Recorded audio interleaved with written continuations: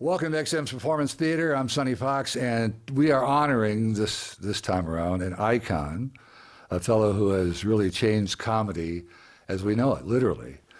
He's celebrating 50 years of entertainment this year. He's gone through more changes than most people do in a lifetime, and he's invited us along on those changes. And sort of like the Beatles, we've gone through those changes with him. And he spent 50 years, think about that, 50 years making us laugh. And more importantly, in some people's opinion, he's spent 50 years making us think. Would you welcome, please, Mr. George Carlin.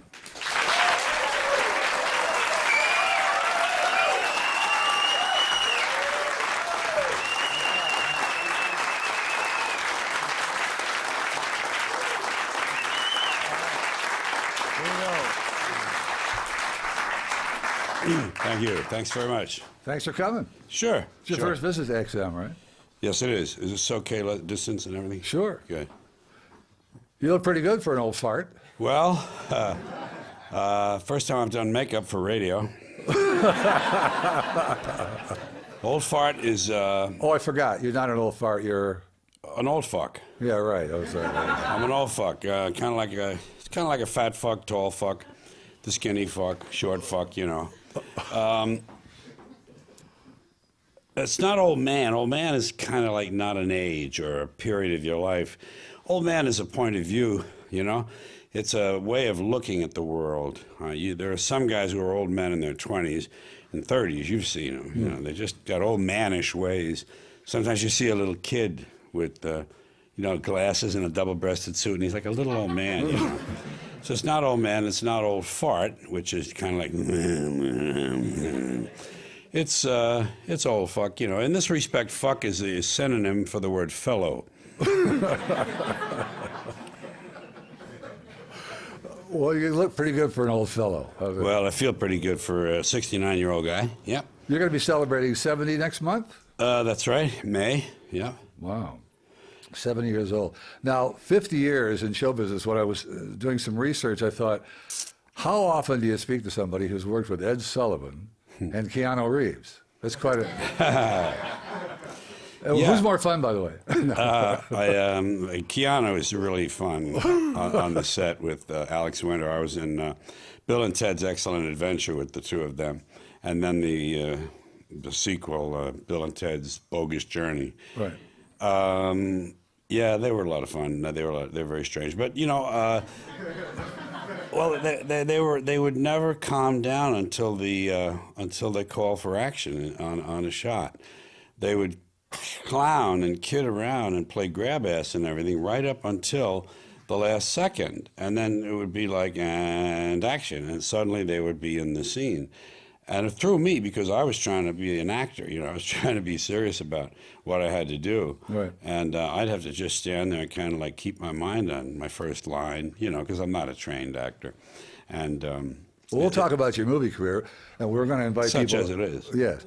Invite people up for questions throughout this whole thing. Good. But I do want to go back to what started this whole thing. Right. You were born in New York. That started it. Now, you... Is this collar okay? Oh, Is collar straight? looks great. I'm kind of fussy about the collar. Your mother made a rather important decision when you were just a baby to Leave raise... my dad? Yeah. He was a drinker, and he was a very successful advertising salesman in newspapers, selling space. And he was an accomplished public speaker, after dinner speaker, they called him. And he was a drinker and a bit of a bully. He never did beat her or touch her or anything like that, but he kind of terrorized her and was abusive to my brother. So she didn't want that happening to me. And when I was 2 months old and my brother was 5 years old, she took us out the fire escape window in her father's apartment in New York. I in her arms and my brother at her hand, down the fire escape into the backyard, through the backyards out to Broadway, and into my uncle's Packard, and drove us off to the country, and she never looked back. Then she got back into business and advertising and raised two boys during the last half of the recession, the Depression, the Great Depression, and the Second World War. So she did quite a job. Your mom's been quite an influence on you, hasn't she? Yeah, well, she was the sole parent, of course, and she was absent because she had to work. So I did a lot of parenting to myself. I did a lot. I engaged in a lot of mental activity to kind of fill the void which children will do, and I had radio to listen to. But she was very conscious of language, as was her father. Her father, a New York City policeman, my grandpa, whom I never knew. I never knew any of the grandparents. I never knew my father either. I had the one parent in my experience. And my grandfather was a cop in New York, 20 years, around, way back, because they were all rather old when their kids were born. So as a result, this was in the 1890s. And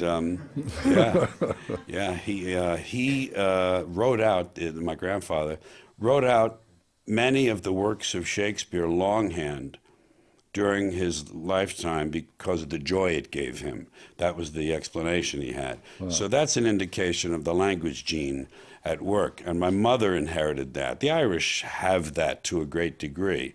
Some do, some don't. But it's kind of a generalization, but it's true. It's an Irish trait, language. And gift of gab. My father had it, my mother had it. So it was natural for me to have that, and then she reinforced it. These things have to be reinforced as well, and she reinforced it in me. Now, your brother, Patrick, was 5 years older than you. Patrick, yes. Usually when you have a brotder 5 years older, you usually become the punching bag. I know. How did he was handle... too busy out getting laid and fighting and drinking. He didn't want to bother with that. He didn't have time for bullying, and it's not in his nature, really. You know what he told me? He said, when you came home from the hospital, and you know about how a young child can react to a new baby in the house. There are kind of certain horror stories you hear about how tough it is for the kid to adjust to that, and sometimes this hostility. He said, I was so glad when you came home from the hospital. He says, I was so curious about you, and I used to watch you in the crib, and he has a wonderful, wonderful nature, but he inherited, I think, also my father's temper. So he was more of a fighter than I was. In the neighborhood, he was a physical guy, in the bars and on the street corners. But I wasn't really of that type. You, in fact, used one of Patrick's jokes last night on stage. Yeah, he's a great guy. He's still alive, of course, up in Woodstock. He said something that I wrote down a long time ago, and I just started saying it recently. He said, what we should do is take all the mentally defective people in this country and give them government jobs and just sit back and watch things improve. He's a pretty funny guy and very verbal, very, very verbal. More so than I think. You and him have a sort of a same perspective on things, don't you? Pat and I? Yeah. We both feel it's... we're both opposed to organized religion. We're both opposed to, the way government had, the way the citizens have organized themselves in this country, which passes for government. I think the republic is a failure. We both, for the most part, think this experiment was nice while it lasted, and we're not too impressed with the human species, because the record is rather not a good one. And so we inhabit the same area in those kind of philosophical areas, and we talk a lot on the phone a couple of times a week, and we have, you see what we have. I'm 69 years old now. He's 75, and we have common memories. We have common experiences and nomenclature and things in our childhood that I can call him up and mention a brand name that is no longer in existence. Like Ipana toothpaste. I can call up and I can say, Pat, Ipana. He'll say, yeah, wow, It's so great. We're both we're Irish. There's another generalization. The Irish are very kind of sentimental and like that, and there's a nostalgia that we love. And we're both a bug for those artifacts of our childhood, and it's just nice to have that. So common vocabulary, common background, common memories, you know. Do you remember, by the way, the spokesperson for Ipana on television? I can be reminded. No, Bucky Beaver. I didn't know that. I did not know really? that. Really? Oh, that's how old Television? I No, am. no. We're radio kids. Right. I mean, we experienced television when we came home from the street corner, but we didn't hang on the television set after school the way the next generation did. We were radio kids, and then as fast as we could get out of the house, we were street corner guys. You know? Speaking of street corner, you hung around Morningside Heights. Morningside Heights. But you had a different name for it. Well, they called it Morningside Heights Columbia University because of political reasons of their own. We lived in what we called White Harlem. It was the west side of Harlem. It was technically, in a manner of speaking, the white area of West Harlem. We had Cuban, Puerto Rican, a lot of Dominican, great number of Dominicans in Manhattan now, and Black Harlem, of course. So we lived in a kind of a mixed area, especially as you got out from the Irish enclave. We lived in a little, I would call it an Irish enclave. And as you went out from there, actually on LaSalle Street, at one time at LaSalle Street, one half of that street was white and the other half of it was black. And there wasn't a lot of hostility. I mean, there were occasional things, and there were attitudes probably that people held privately. I don't know. I didn't never have that in my household. I never had those words and those attitudes expressed. So I didn't have them. But I know I heard the kids around me. But there was never any open hostility, because when you live in the area between two very different areas, you have to learn to get along. It's a luxury to live in the middle of one of those areas and have all these attitudes and, you know, have a chip on your shoulder. But when you live right where the two of them join, you're forced to sort of live in a third area, which is the mixture. And it's very nice. It's very it's a good way to start your life. Well, the people in that area, your childhood certainly impressed you. You shared them with all of us. Father Rivera. Was he really that lenient? You could actually see the line move at confession? Yeah. Father, we had about 6 priests in the parish. Father Kelly, Father Ford was the pastor, Father Russell, Father Smith, and some of them came and went, and I don't remember the names. Father Daly and Father Halpern and Father Rivera, who was there primarily because there was starting to be more of a Spanish representation. I don't use words like Latino and Hispanic. I say what we grew up with. They're Spanish people, you know, Spanish heritage. Somewhere in their mixed blood, there's Spain. So I call them Spanish people. Father Rivera was there to serve them and to pastor them, or I should say, to tend to their pastoral needs. And one of them was confession. And Father Rivera didn't understand. I mean, he understood English, but he didn't sound like he understood English. and we would go to Father Rivera because he was notoriously, or that's probably not the right word, he was famously more lenient. And you would get a lighter sentence, a lighter penance in confession. Sentence. And you could see people would switch the line, people on Father Kelly's line, when Father Rivera would show up and, you know, they kiss the stole and put it on and go in the confessional, you would see people race and rush over to Father Rivera's line. Father Rivera, you know, I say, Hail Mary. He didn't question you. Some of the priests, you know, they would question, so how did you touch yourself? How did you touch yourself, son? He didn't go into any of that, how I touched myself. No, you just started. You know, he didn't want that. You just started doing a voice. You used to sit around with a tape recorder and record these voices, didn't you? Well, this was a turning point in my life, and it's one that people should know about. When I was a young boy, I was a mimic, and I could imitate people in the neighborhood, authority figures, teachers, shop owners, other parents, cops on the beat, and people on television. Yeah, I could do little imitations. They were largely imitations of other people doing imitations. That's how you learn to do Jimmy Cagney. You see another guy do it on stage, and you say, oh, okay, and you copy him. It's easier because they point out the highlights of speech. But neighborhood stuff. I was kind of the class clown in school, and then after school I was kind of like the neighborhood wise guy, one of the neighborhood wise guys on the street corner, and I would gather a little audience because I would put together little routines. I had little parodies that I did I lifted things. Everyone steals from comedians when they're starting. So I would steal imitations in Humphrey Bogart and Jimmy Cagney and Peter Lorre. And I would do fake commercials that I had heard or read in Mad. Well, Mad Comics came along a little bit later. There was another magazine called 1,000 Jokes. And I put together little routines, and they would say, Georgie, hey, Georgie, do that thing about such, and I would stand up and do it, and it would come out differently each time. And I developed this ability to stand up in front of a group of people and get their attention and get their approval. That was important to me, apparently. When I was a little kid, I'd go to my mother's office and she'd say, imitate Mae West, do the imitations.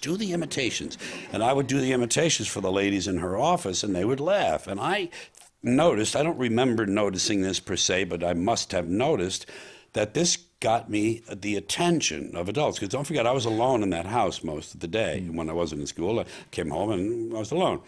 I got the attention of these adults, and I got their approval through their laughter. They were more or less saying, good boy, George, good going, way to go. Yes, he's good, he's cute. Ain't I cute, ain't I clever? That's what this job is. So as a youngster, I wanted to be a comedian. I was probably only 8 or 9 or 10 years old when I began to form an idea that I wanted to be in the movies like Danny Kaye and like Red Skelton. And I called that being an actor, but it was actually being a comedian. And pretty soon I found out the word comedian, and I wanted to be a comedian. And when I graduated from 8th grade, the last thing I graduated from, by the way, my mother asked me what I wanted, and one of the brothers at school, Brother Conrad, had told us that he can get a clergyman's discount on cameras. So I asked him if he could get a clergyman's discount on tape recorders. Now, this was 5 years after the Second World War. Tape recorders had come out as consumer items, but they were as big as a small Buick. They were large. They were like this big, and you had to buy them in a showroom up above the street. They weren't on sale in stores. I bought this big Webcor, long story, and I'm keeping it long, that I used it.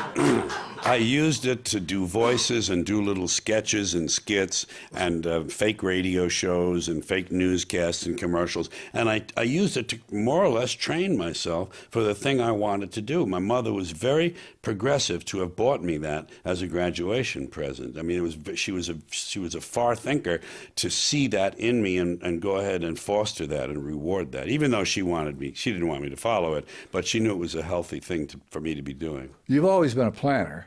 Yeah, you had this optimistic, Georgie plans, they call me. Yeah, this optimistic attitude that if you planned it well enough and you meant well, it's going to happen. You believe that? Well, I would only plan things I felt, that obviously, that I wanted and thought I was qualified for. But this is the good example of this career planning. When I was a kid, I said, well, first I'll be I wanted to be an actor. I called it actor because I saw them in the movies and I knew they were movie actors. So Danny Kaye and these guys, I thought actor. Okay, so first I'll be a stand-up comedian. And don't forget, when I was a kid, the only place stand-up comedians worked was nightclubs. Right. Those kind of really more or less sophisticated places where you saw in the movies, and people danced and there was a singer and there was a comic and I never got into those places. I was too young, and it wasn't in my world. So I knew about comedians from radio and from television later, but movies when I was a youngster. So I aimed at that, and I thought, well, the way to get there would be to first get into radio. That would be my first move, because then I could practice using my voice and I could learn to speak and do a lot of these things without an audience directly in front of me, which is the usual thing in radio. They're not sitting in the studio.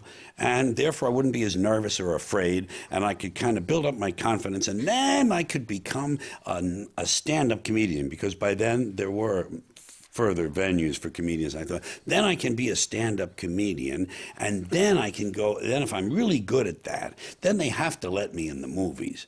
And that was the way I looked at it. They had to let me in the movies. And that was the plan, and it became more sophisticated as I went through 13, 14, 15 years and started to actually think of ways to go about it.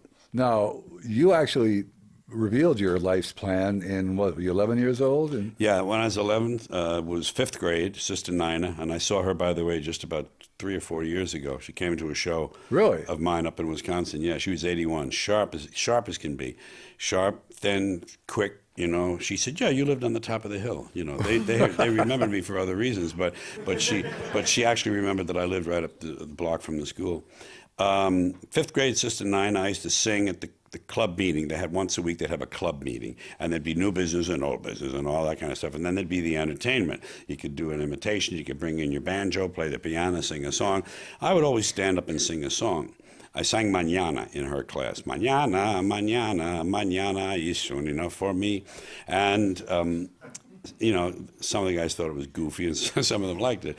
But in Sister Nina's class, we were assigned to write an autobiography. I think fifth grade is about time to look back on your life. So, part of the autobiography was the last page, and that page was what I'm going to be. And I said, I want to be either an actor, announcer, disc jockey, imitator, I guess I called it, or an actor. Once when I started with actor. Actor, comedian, imitator, announcer, or something like that. So there it was, you know, right in front of everyone. And there was a nice amalgam. You can tell that the thing I wanted most was attention. That was really what that sentence was all about. You know, ain't I cute, ain't I clever, look at me. well, you went to the Army, you got that out of the way. Air Force, yeah. Air right. Force, I'm sorry. And luckily there was a radio station Yeah. just off base. Yeah. It was in Shreveport, right? Shreveport, Louisiana, which sounds like a kind of a dopey place for this, actually was a very hot radio market. They had 9 radio stations at that time and was very competitive. And top 40 radio was just beginning, and rock and roll was just beginning, because Elvis Presley's first hit came out in I believe, 55 or 56.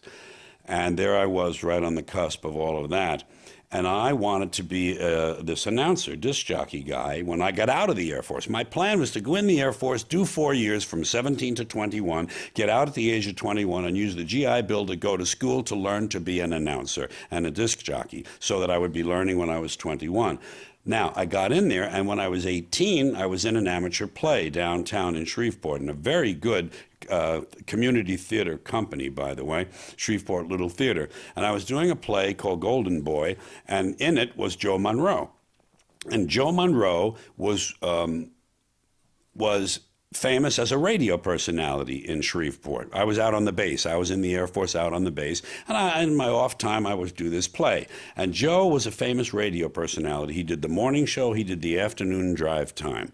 And I didn't know he owned the station.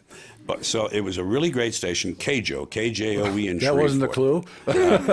Yeah, well, you know, there was a slight inkling in my mind, but I didn't know that he was the outright owner. Actually, he was 51%. Now, that station was number 1 in a 9-station market, in spite of the fact that it was a daytime-only station. They had to come on the air every morning again at sunrise, turn the transmitter on, and gain back all the listeners who had tuned out at sundown. There are some stations of low power. This was a 1,000 watts, and daytime only, but it was number 1, and it had about a 50% share of the market. And this is what... with 9 stations, competing with 8 out of the stations, they had 50% of the listeners, yeah. I was going to say, this is what it sounded like if you lived in Shreveport. Alex, you want to roll that? The beginning of my show. Yeah. It's time to smile and swing a while with Carlin. George Carlin is on the air, the smoothest record man anywhere. Get set to listen, 'cause here we go on the George Carlin Show.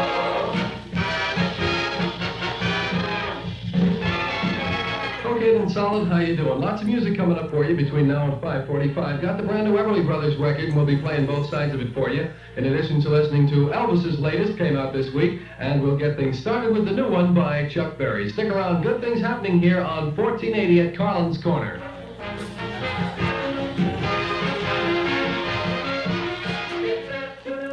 Yeah. You didn't even talk up the whole bed. No, I didn't use it up. I liked when the brass came back in. I used to Oh, you let wanna the hear the brass come brass? back in to build.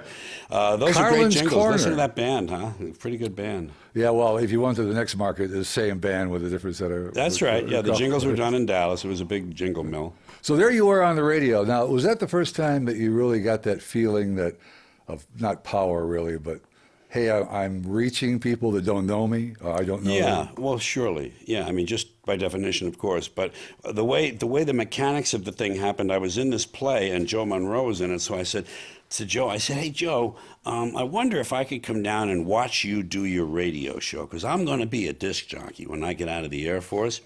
And that was my first step, being on the wrist. So I didn't bother telling him about comedian and all that. I'm going to be a disc jockey, and I'd like to watch your show and pick up some tips and see how you do it. He said, yeah. He says, come on down. I still didn't know he was the owner. I got there and watched his show, and he went off the air at sundown. Let's say it was 6:15 that night. It changes. It gets later and later as the summer goes on. And when the show was over and the station was off the air, he said, go on in the control room there. I'll stay here at the board. Go in the control room there and the announcer's booth room and read these. Read some of this news copy and read a couple of these local commercials. So I brought him in there and I read them in my best, assumed announcer voice. I was 18. I still had my New York, I guess. Well, I had a non-regional accent that I had been kind of... cultivating since I had the tape recorder, but it wasn't perfect. I still had some New York vowels that gave me away. But I read for him, and he liked it well enough that he gave me a job on the spot, starting me at what was 60 cents an hour, which he knew cheap labor when he saw it. 60 cents, but I forgot I was in the Air Force. I was eating free and sleeping free and getting a little money too. So it was fine with me. I would have worked free, obviously. The job was weekends only, Saturday and Sunday, and 5-minute newscast. We had 5 minutes of news every hour, 55 music, 5 minutes of news. Reading the newscast, the ones that were not sponsored. The sustaining newscast. It was either for the U.S. bonds or join the Navy or some kind of, drive carefully, those kind of things. So I learned the weekends reading those newscasts, how to read on the air and everything. And pretty soon I got a noontime spot where they played nicer music. It wasn't top 40. They played kind of like nice music. Joe was a musician, actually. So that's how it all began for me. And I saved all that time. When I got out of the Air Force, and I got kicked out a year early. I was going to say, you keep saying when I got out of the Air Force, but the fact is, you were kicked out of 3 high schools. That's right. Kicked out of choir, kicked out of summer camp. Altar Boys, summer camp, Altar Boys, and Boy Scouts. And that's called... And the Air Force. That's called the hat trick. Now, what was the terminology the Air Force used? The Air Force discharge? That was, it was a general discharge under honorable conditions. It wasn't a BCD, a bad conduct, and it wasn't a dishonorable. So I got all my pay and allowances. But they let me out early because they were looking to cut manpower, and they looked in the areas of people who were being less productive than others. And I had stopped. I was in a very elite maintenance squadron. We had to have the highest IQs going into the Air Force of anyone to get into K systems. We ran and maintained the bomb navigation system. They were analog computers and radar systems and optics. We repaired them, and that was a very advanced system made by a lot of different. It was in the Boeing 747, which was the medium bomber. And I got out of the maintenance area. Once I got the job in the Air Force, they thought, well, that's pretty good. We got a guy. They were doing kind of public relations for the base. This is good for the Air Force Base to have a guy who's being productive and not just knocking up local girls, So I got out of my career field, as they call it, and because I was not productive in their minds, and so I could get out 11 months early. And I got out at 20, and at 20, I had my GI Bill of Rights, and I had 3 years' experience in the field I wanted, and I had beat the game. Very good. Yes. Yeah. It was a good start. It was a great start. It let me know that, man, you can make some breaks for yourself. And the next stop was KXOL, and you met in Fort Worth. I met Jack Burns in Jack Burns. Boston on radio up there, but I wasn't suited for that station. It was a network station with soap operas and stuff, and I went up there because you always want to get to a bigger market. When you're in radio, the first thing you do is you start recording your voice. You start taping to make your tape. You start making your audition tape so you can get to a bigger market. There's more money, more exposures, you can move on. It's a farm system, you know? So I wanted to get to Boston. I thought, well, I'll go to that station. I had a friend who got me in there. The guy was in the sales department. And I figured, well, I can make a base there and I can look around Boston for a top 40 station to go to. But it never worked out. But I met Jack Burns there. We roomed together with a third guy, Ron, and hit it off very well comedically, and I lost that job. I got kicked out of there for taking the news unit, the mobile news unit, from Boston to New York on the weekend just to buy some grass. That was what I did. So, you know, once the twig is bent, you know, so grows the tree. And there I was. Well, wait a minute. You didn't go there because the pot was so good in New York. You didn't know anybody in Boston, right? I didn't know anybody in Boston, and I wanted to be with my buddies down in New York. Right. So we were 5 of us driving all through Harlem looking for grass because we knew where to go. 135th Street was the stop. We had certain stops we could make to buy grass, and we're driving around in this thing with, it says on the outside, it says WEZE, NBC News, you know, and we're looking for grass, and we're all like guys, you know, in our early 20s. So it was a lot of fun, but. Got fired from there, was out of a job for a while, and then I got called down to Fort Worth, where another guy from radio in Shreveport had moved on, a sales director, and he wanted me for their station in Fort Worth, so he brought me down there. So #1 station, I got the homework shift, 7 to midnight, answered my own phones, took all my own requests and dedications, and suddenly one day Jack Burns showed up from Boston. He says, I'm going out to give Hollywood one last chance at me. That was his attitude, which is the way to look at things. And his tires were bald, so luckily a news job had opened that day, and he got that job, and he was my nighttime newsman. And you know the rest. We went down to an after-hours comedy joint, which was really a coffee house called The Cellar in Fort Worth. And we did impromptu sketches every night, impromptu skits and two-man stuff. And it was so successful, we left radio. We said, screw this. You know, we had great jobs. We were making like $300, $400 a week. It's 1960, and we're in Fort Worth, a good market. And we could have gone on from there, but we decided to quit radio because we'll go to Hollywood and become stars. Because we have this filthy act that we did. Filthy. It was just, and in those days, filthy comedy didn't have a market for it at all. And there we were, how naive, but how wonderful when you're in that age period, to just get in my newly bought Dodge Dart Pioneer with the tinted windows and the AM/FM radio, and drive to Los Angeles on spec.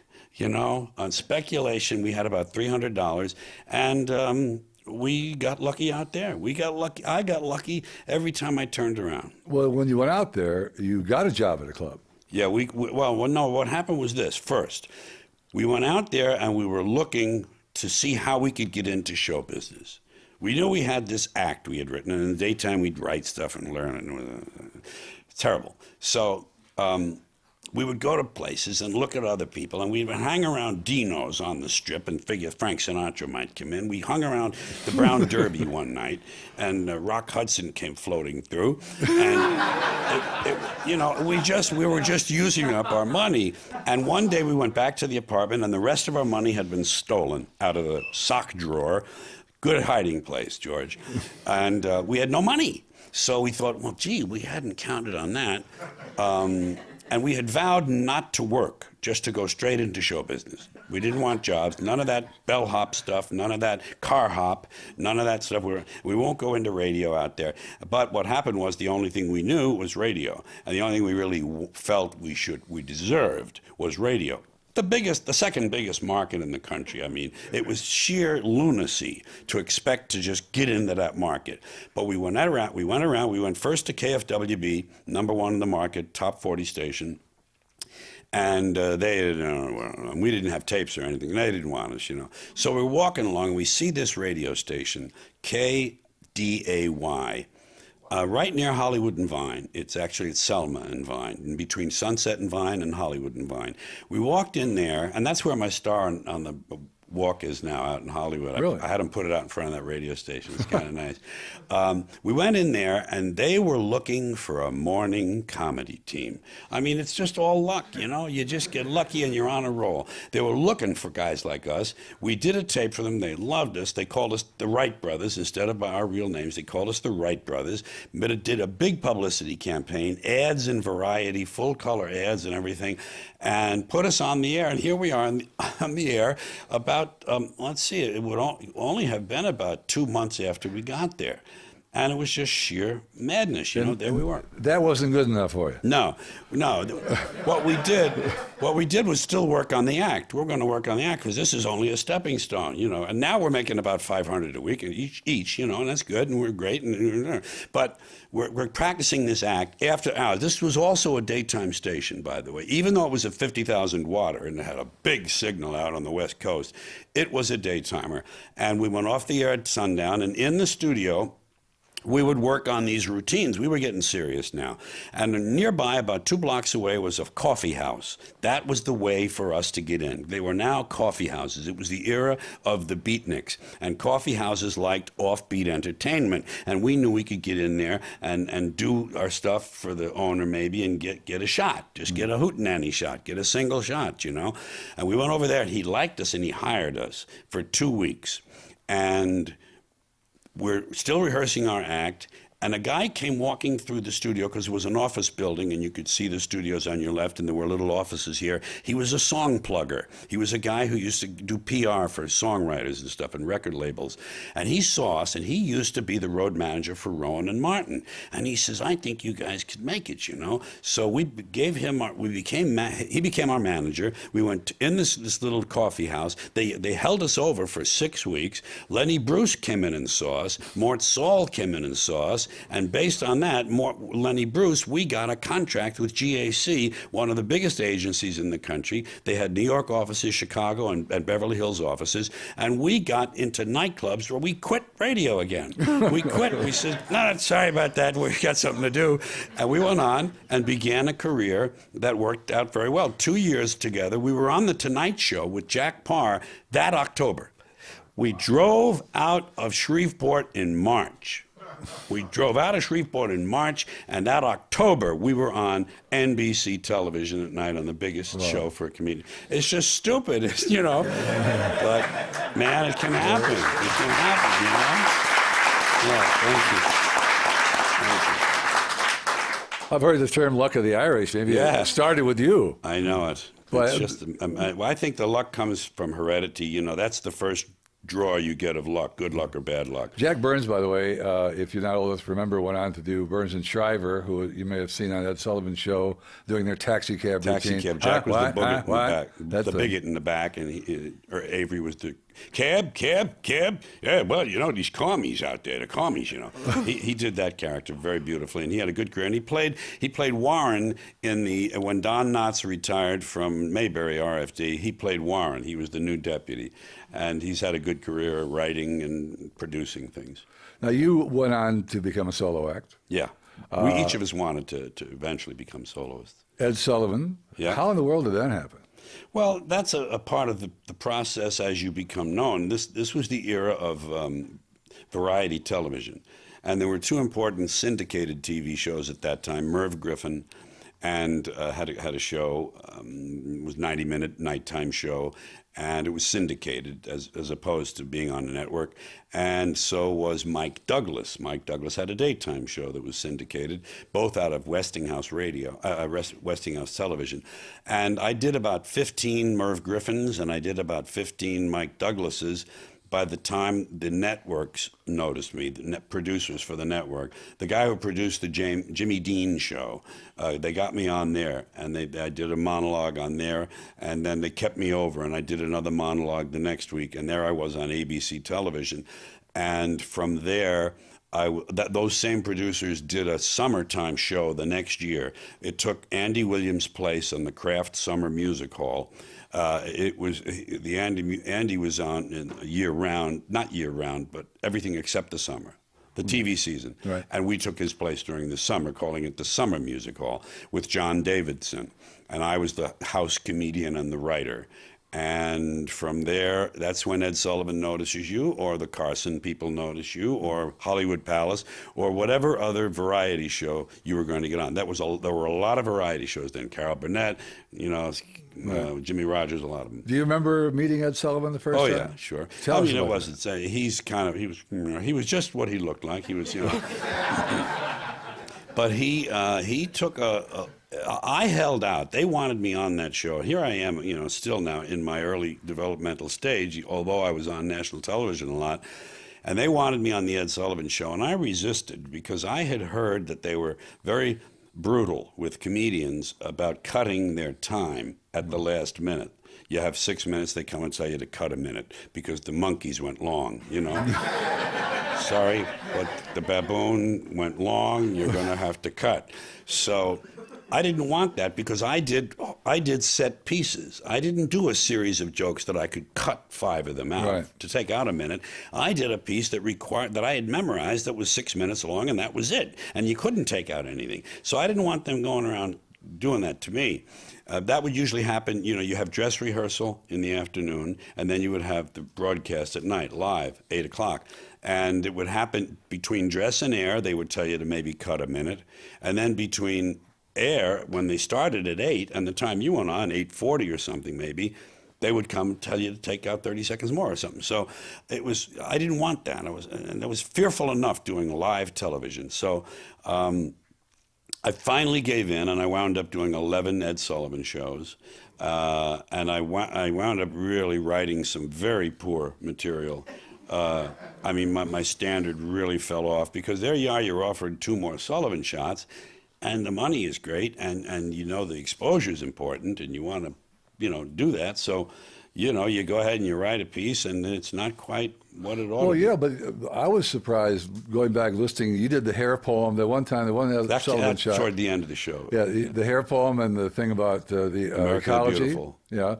I was surprised. Did they give you any flack about that? I mean, did you have to review that? No, material? it was by then. By then, I had my beard and I had begun to grow my hair, and I had stopped wearing a jacket. It was more of a vest look. It wasn't kind of like street clothes. They were a little nicer, but they were nonetheless a shirt and a vest. And at that point, they had. He always accommodated. They always accommodated the change. Elvis Presley was on there, and the Beatles, and the Stones, and they always, they still did an opera singer. They still did people juggling plates. Topo Gigio. But what I did was, they told me I had a choice between 2 jokes. At dress rehearsal, I did, among other jokes, I did 2 jokes that were topical, and one of them was about Governor George Wallace of Alabama, who was running for president, who was a racist and a segregationist, and he had a favorite saying. He would always talk about the liberals by referring to the pointy-headed intellectuals. He called them pointy-headed intellectuals up there in Washington. He was a populist. He appealed to a populist kind of a racist thing. He called them, and I said in this routine, talking about George Wallace, I said, you talk about pointy heads. Have you ever seen the sheets those people put over their So that was one joke. That was one joke in the monologue. Another joke in the monologue was about Muhammad Ali. Muhammad Ali was the champ at that time. His name was still Cassius Clay. And he was the champion of the world. And they took away his championship because he wouldn't go to Vietnam. He refused to go. And he was, of course, right to do that, I think. Now, what I said about it was this: they told him, no more. Sorry, you can't. No more boxing. Because you won't go and do your thing in Vietnam. So I said it this way: I said, Muhammad Ali, his job was beating people up. That was his job, beating people up. They wanted him to go overseas and kill people, and he said, no, I don't want to kill people. I'd rather just beat them up. And they said, all right, well, if you won't go and kill people, we're not going to let you beat them up. And they told me between dress and air, they said you can have this is the oddest censorship I ever experienced. They said you can have one of those jokes or the other, but not both. It was volume rather than. It was the strangest thing. So obviously I chose the Muhammad Ali joke, which is a far smarter joke, than the pointy head, and so that was my memory of the last show I did. He went off the air. Actually, I did the second to last Ed Sullivan broadcast, although we didn't know it at the time. We found out later that when he was canceled. Now here we're into the '60s. I'm taking longer than I had planned because That's okay. there's so many things. You're into the '60s. Mm-hmm. You've been getting high since you were, what, 14? Yeah, 13. And you were going through, sorry. These things are important. That year does make a big difference. That's right. But here you are, you're 30 years old. The Summer of Love is going on, 67, 66. Everyone who's involved with that is generally about 20 years old. Yeah. And their parents are 40 years old. In the nightclubs I was working. And you're in the middle. Yeah. And you're playing to the parents, and you made a decision at that point that you were playing to the wrong audience, basically. Yeah. Just a small backstory to that. Remember the Danny Kaye dream as a child? I wanted to be like Danny Kaye. So that was what I was pursuing in show business, and that's where I had come to that point on the road to. I found out in the interim on the way that I wasn't such a great actor, and I wasn't going to be in the movies. But I found out I was a pretty good writer of comedy, and that I could probably do that and figure that out for the rest of my days, and let that be my thing with some movies thrown in. So I got to that period, and I had dropped some mescaline and some acid, as had a lot of my friends, and I hung around with mostly malcontents like myself. All my life I had been, I got kicked out of all those things because I defied authority all the time. I wasn't in step. I was constantly out of step with this society and the authorities in it. And that was my B life. My A life was I'm going to be like Danny Kaye, which, if you think about it, is a mainstream path. That's something that you do. That's a people pleaser thing. You have to learn to please people and go on and get bigger and bigger audiences and become a famous movie star, and that's how you do it. But I had a B life that I didn't know about, that I didn't realize that this was bifurcated. I had a B life, which was fuck all these people, fuck all these people. I don't buy this shit. Now that person was being kind of like suppressed without my knowing it. I lived it out in my private life. I hung out with musicians, and their hair started to get long, and the music started to change in the 60s, and the music was protest, and I was hearing people who were using their artistic talent to further their ideas and their philosophies. Buffalo Springfield and the Beatles and Bob Dylan and Joan Baez and so forth. And I'm thinking, that's starting to dawn on me that I'm not using my ability to further these thoughts and ideas that I agree with. I have thoughts on that too, and I'm not doing that. I'm entertaining these businessmen and shit in these nightclubs doing people pleaser shit. So I something struck at that time, and it was probably the acid, And I realized that I was in the middle, that these people were in their 40s, I was entertaining the kids in their 20s, well, kids, not the people in their 20s, were embracing the anti-authority that I had lived. So I said, well, this is where my audience should be. And I didn't redo, I wrote a new act. I put in a lot of my thoughts and feelings, and it became autobiographical. That was the first thing that a writer does usually, is to write about himself, even if it's thinly disguised. Mine was open. I talked about being a Catholic, being a school kid, being a New Yorker, and the things that had affected me and that I enjoyed about school and those experiences. Yeah, but during this awakening of yours, you fell victim, like a lot of us did, to when you're doing drugs and whatnot, it's not always conducive to productivity. And once you get to something that you can't put down, right? The beer and the pot. My lifelong buzz was beer and pot. You can put that down. You can regulate that. You can say, okay, well, today I have to do this. I'll just have about 2 beers in the morning and smoke a half a joint, and then I'll do that, and then I'll get high. That's. But when you get to things like cocaine or any of the other ones we all know, and you get to the addictive drugs, it's a different story, and that's what happened in the early 70s. Once I had started my record career. One of the fallout things that happened as a result was Carson. He sort of distanced himself Yeah. from you when you're going through this change. Well, when I went through these changes, my appearance, my hair got longer, my beard grew, and my clothing became closer to I guess you'd call it the hippie ideal, And now some people in show business, some old, the old timer, not old timers, but the old school people, they thought that I was making a very crass decision to, as I heard it from one guy, to cash in on the hippie thing. That was their way of looking at this from the outside. They weren't attuned to the kind of, pot is a value-changing drug. It's a hallucinogen. It's a mild hallucinogen like acid, and it's a value changer. And if you smoke from the time you're 13 till the time you're 30, you have formed certain attitudes, and it just reinforced my malcontent, my outsidership, the feeling of being outside and not belonging.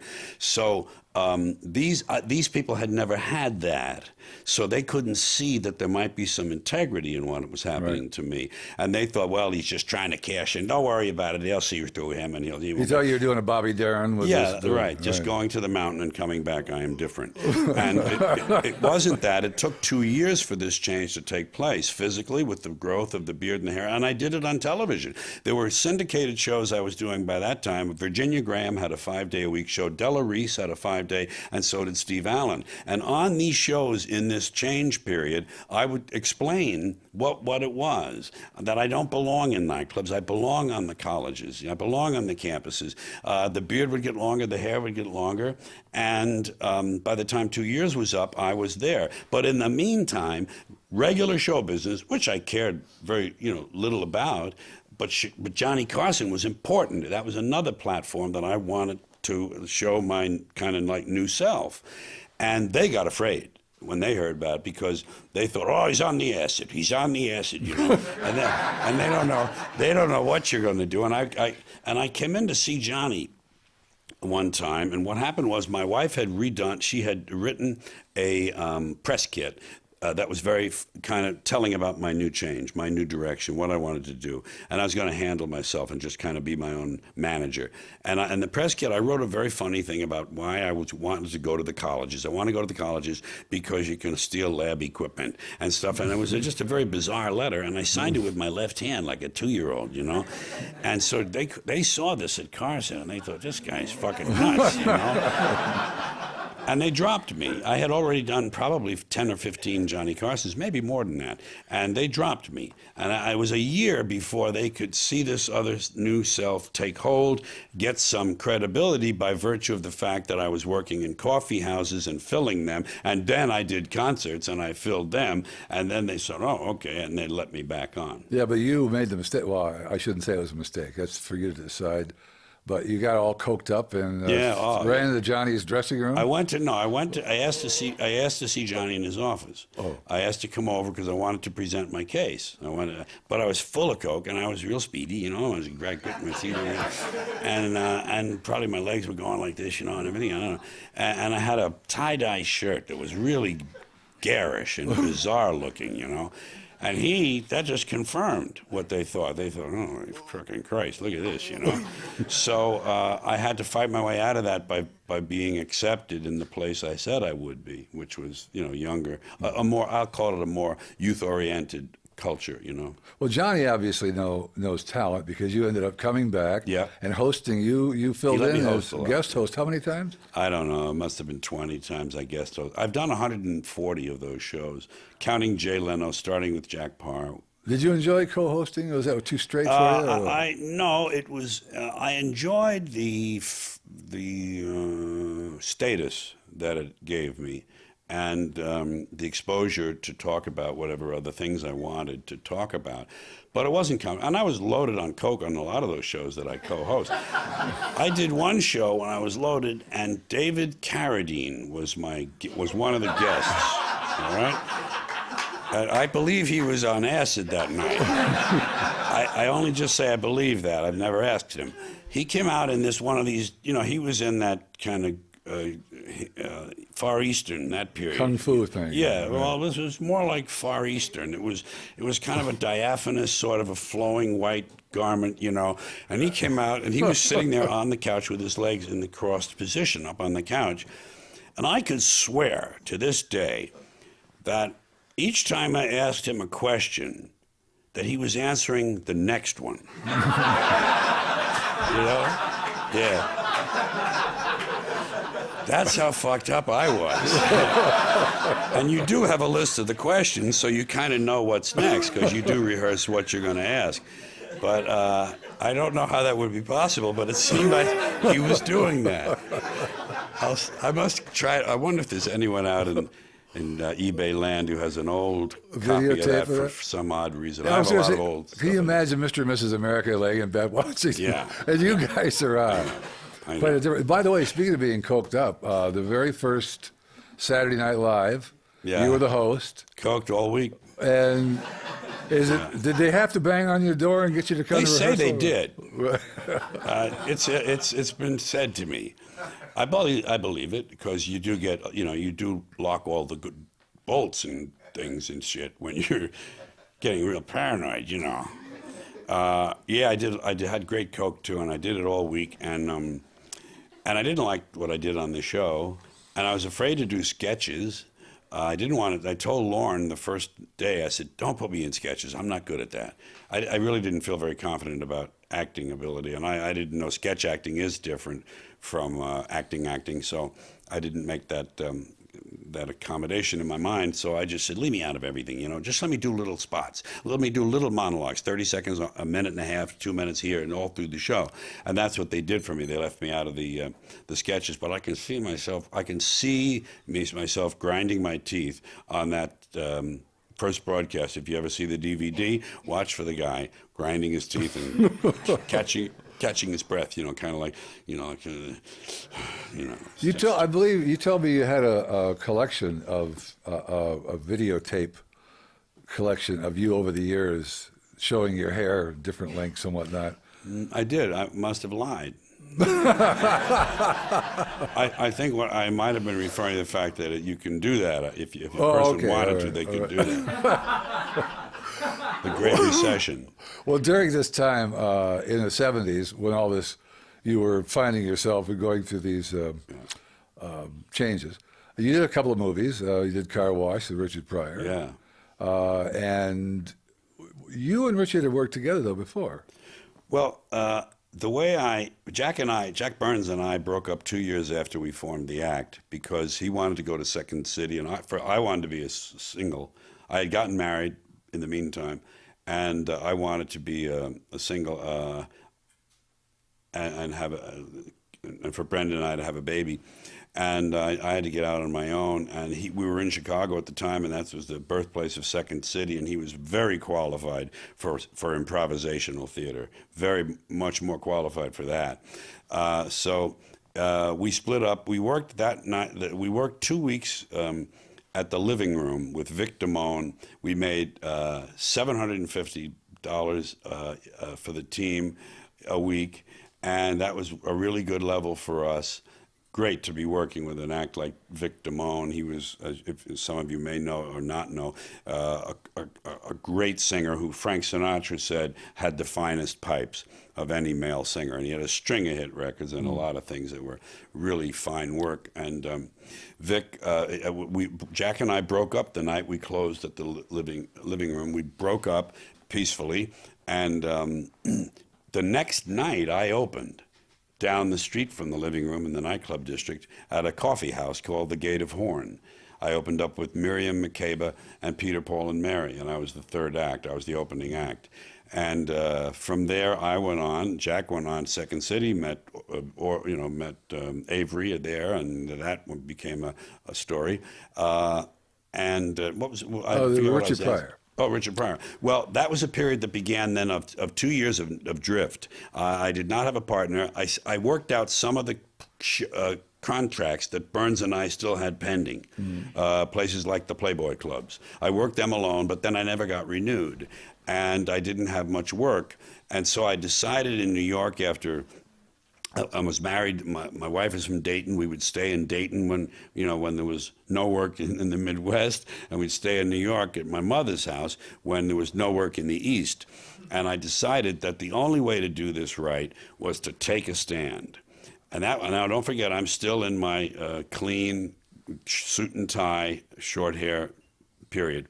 And I decided if I could get a little place in New York, in the Greenwich Village, where I could work out all the time, like a coffee house, and I could develop myself there and get people to come in, get Merv Griffin to come in and see me, get Carson Show to come in and see me.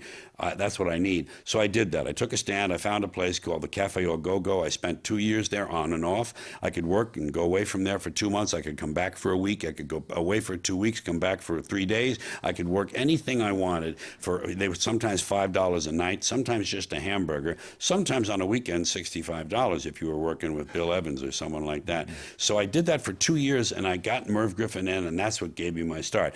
At the place I'm talking about, the Cafe Au Go-Go, Richard Pryor was in the same state I was. Richard Pryor was still an unknown comedian who hadn't done any television. And he was in his inoffensive era, his inoffensive period. He was in his doing Rumpelstiltskin. He did a little, there was a famous Richard Pryor early piece called Rumpelstiltskin. That's what got him on the Merv Griffin Show. He was down there working out. We would smoke some joints up there in the high staircase in the basement of this place, and we would do our bits. Occasionally we'd be on stage together. I don't remember much about that, but the people came in to see Richard Pryor one night from Merv Griffin, and they gave him an interview the next week. So he got his interview. And then I'm still laboring there. And he gets a show from them, and he goes and does the show. Well, by the time he got the show, in between his interview and the show, I had gotten my interview.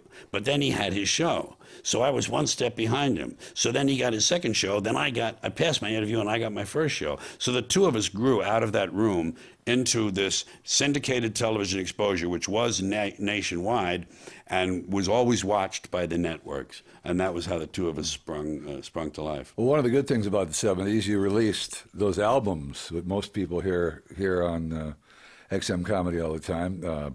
FM and AM, Class Clown, Occupation Fool, Toledo Window Box. Yes.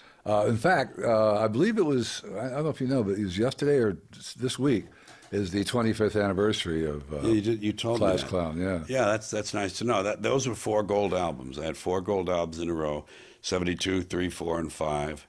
And then I had a couple after that weren't gold. That was what I call the Little David years, Little David Records, right, owned by Flip Wilson and his manager, who then became my manager, and I was signed to the label. And that was the thing. You see, you need a way, if you're going to do quote unquote material that should be uncensored, I hate this designation adult, or X-rated or something, but if you're going to do realistic spoken word art, if you're going to get a mass audience, you need a medium. And the medium at that time was records. Right. You certainly couldn't do it on television. That was commercial, and they didn't allow that kind of language or those ideas if it was just the ideas that were dangerous to them.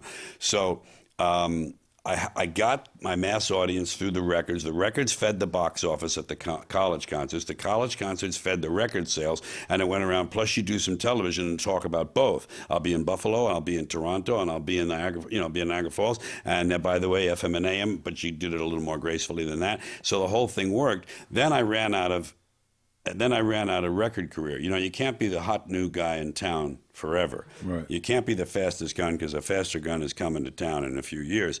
So my record career began to kind of wane in the 70s, as did the counterculture. The disco came into play, and the people who are the true hippies and the true radicals, they kind of retreated to the hills, and the other ones went and got MBAs and stuff like that. And there I was, sort of not knowing who I was and who I should become, to be true to myself. So I drifted a while, and that's when cable started. That's when HBO started at 75 or 76, and I got on there in 77. and now I've done 13 of them. That's my way of reaching the mass audience. Right. It was the first one was George Carlin, 77. George Carlin again, 78. Carlin at Carnegie Hall, 82. Carlin on Campus, 84. Yep. Playing with Your Head, 86. What Am I Doing in New Jersey? 88.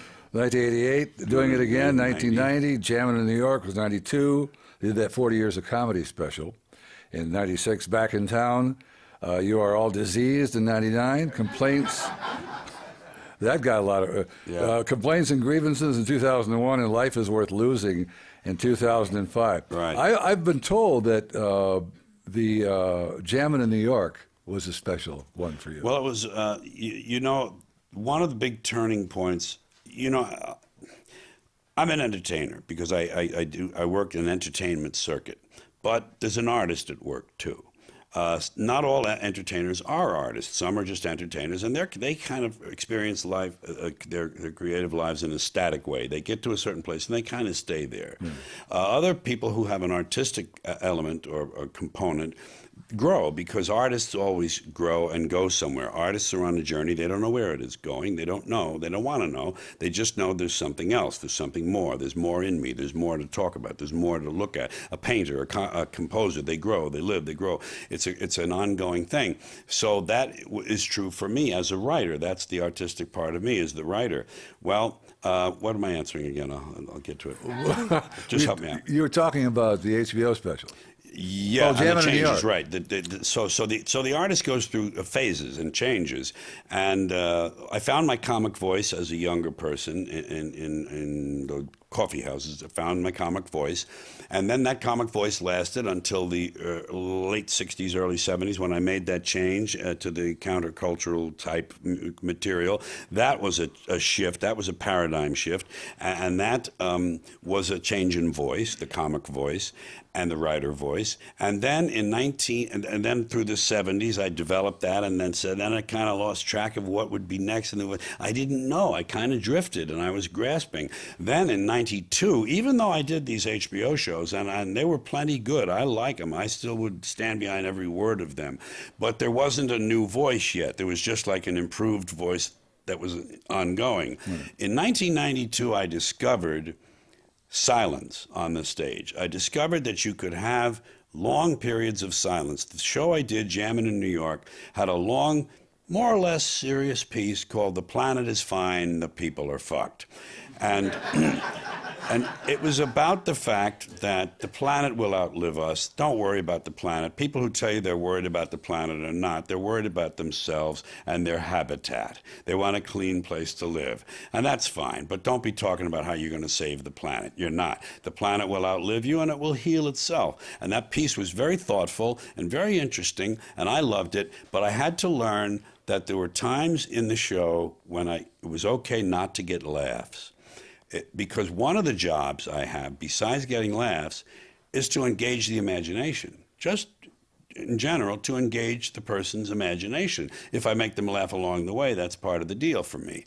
But I learned then that I had a kind of a more serious writer voice in me. And that's when another shift took place. And the shows that follow, that came in the 90s, are representative of that. There's more of a social commentator in them. There's more of a, if you will, a quote-unquote philosophy beginning to emerge. And that was another important shift for me that is still playing out. Plus, it was the first live one.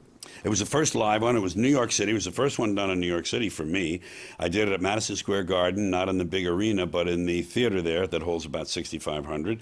So it was a big audience. It was live, and it was my hometown, and I was king of that town for a night. You know, it really felt good. I looked out my hotel window that night, and I thought, yeah, you know, this is my town. One of those kind of scenes you'd see in a movie, kind of a cheesy scene. You know? Sort of an adult version of when your mother's friends used to pat you on the head and go. Absolutely.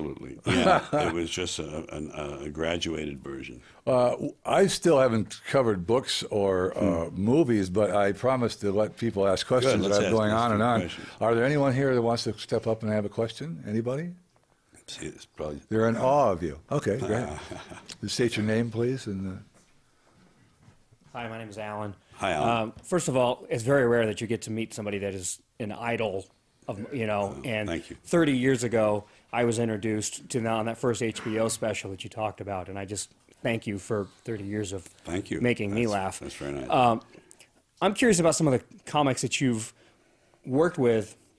Who's the funniest that you look back at and you think, man, that guy is, you knew when you saw him that he was going to be as good as, you've Yeah. ever seen? Well, the only one that comes to mind, I'm sure if I searched my memory or if I had a better memory, I'd have other examples. But Lewis Black was someone I saw early in his exposure, and I knew this was a unique and strong voice, to say the least.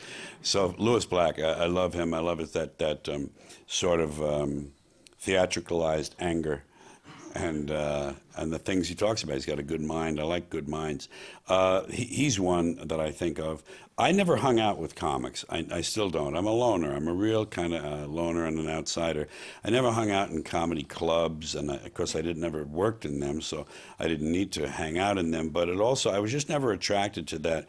The comic culture, the comedians who like to hang out together. So I don't have a lot of knowledge. I didn't have a lot of occurrences of being able to see someone early and say that. But Lewis Black was one that definitely sprang to mind. Lewis tells a great story how CBS wanted to do a series based on him, and he had to go and audition for the part of himself, and he didn't get it. That's great. He said, luckily it never made the air, so it doesn't matter. I recall that. Anyone else? Sure, why not? Don't wait for me to be asked. Just walk up to the microphone. Oh, wait. Hi, my name's Chris. Hi, Chris. You've had the chance to see the entertainment industry evolve tremendously over your career. Yeah.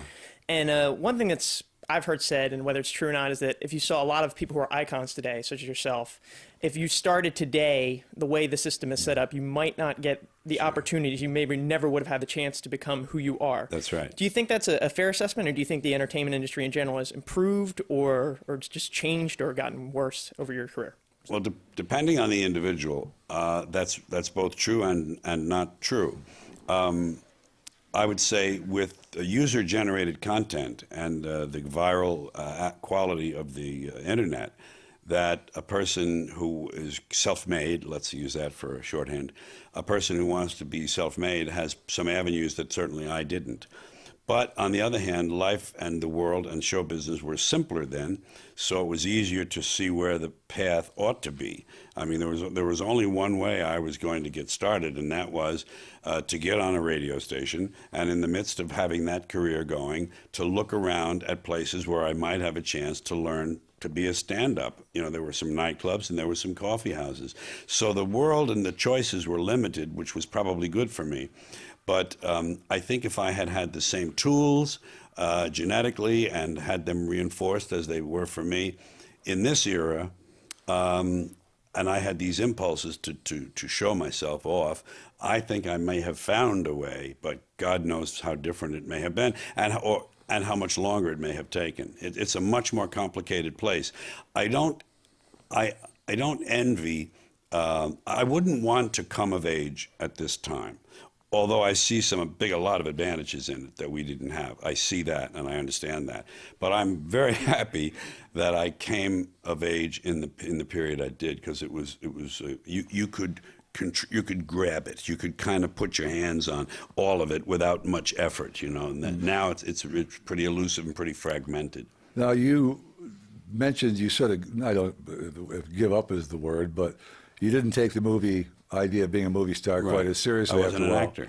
And you've done movies here and there, and you've done voices in animated films. Mm-hmm. You were the Volkswagen bus In Cars. Cars, right. Fillmore.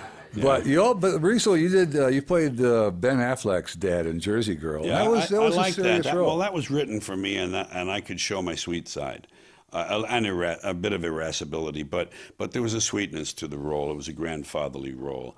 It was written on a model of his father, and so it was kind of more suited for who I was at the time.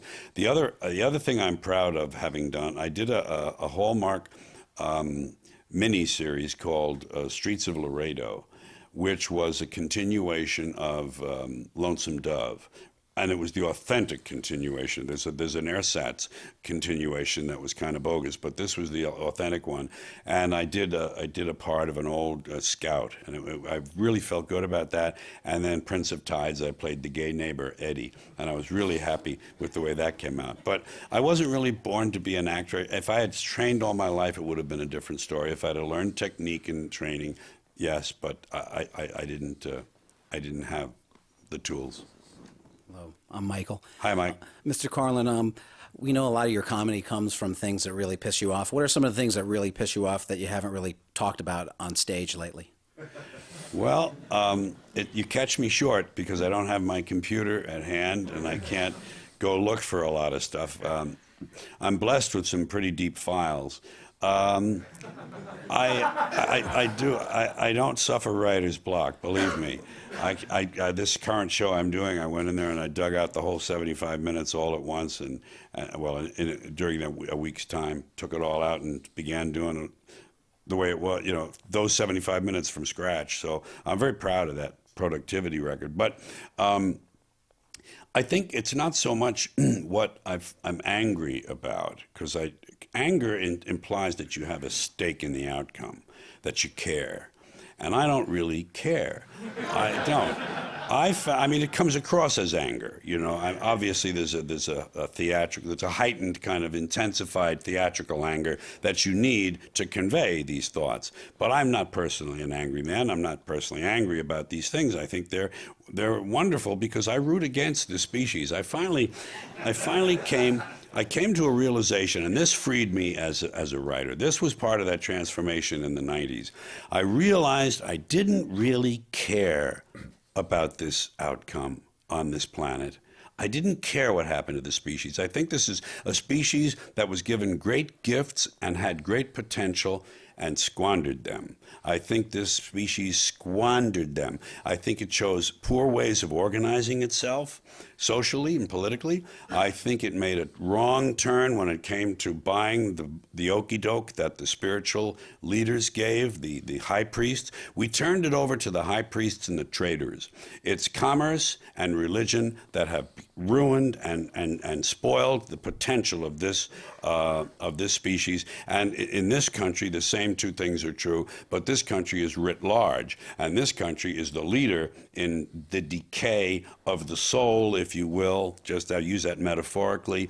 It's just, and I just don't care what happens to this country. I don't care. I don't give a fuck. So, and you know what? The only anger there is, and I recognize one in my voice there. You know what that is? It's really a reflection of disappointment and disillusionment and being let down by my species.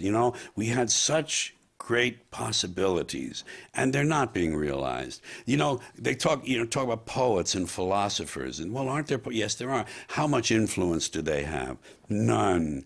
There are more people writing poetry in America than there are reading it. Imagine that. Well, I guess that's true in a lot of fields, but it's just, I think that's the anger. It's a frustration. It's a letdown. It comes from, how could you do it? That's why I usually always use the second person. I talk about the audience and I say, how can you know what you did? I don't say, you know what we did here in this country. I say, you know what you people did? I put it on them. It's not my problem. So anyway, that's just a taste of what eats around the edges for me. And if you don't know, if you want more of George's philosophy, the books, Brain Droppings, Napalm, Silly Putty, When Will Jesus Bring the Pork Chops? Yeah. And sometimes a little brain damage can help was actually originally a promotional item. It was actually a magazine-size item to be sold at concerts, but I didn't. I wanted to put out some material in there. So I do pictures in too, because you have to have pictures in it. It's kind of a pseudo book, quasi book. So if you want to know more of the philosophy, he was just spewing. Some of it is in there, yeah. Yeah, right. Just read those books, because I would like to end on that note. But there's a couple of other questions. One of them that you don't like to be asked is, have you ever thought about when this is going to end? When you're going to retire? Oh no, I don't mind being asked that. No, it's like I say, the artist is never satisfied. If you're going to be satisfied, something's wrong with you. If you pardon this highfalutin, terminology, I'm talking about the artist part.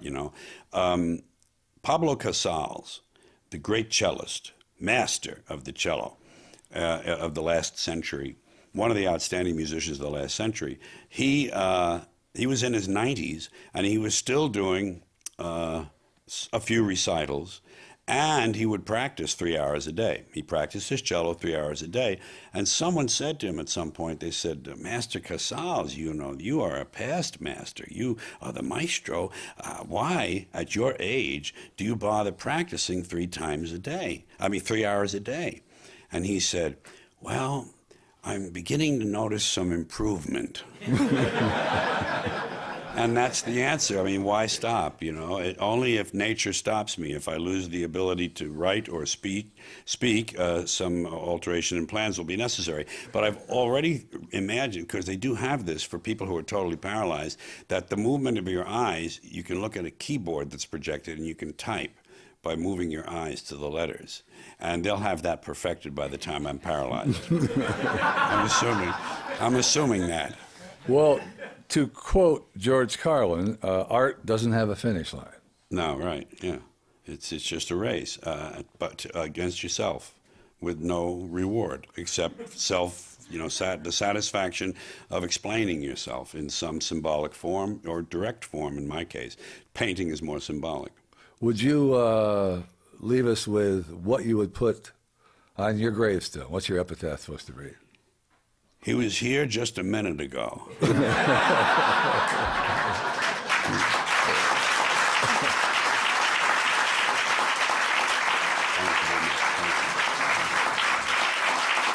George Carlin.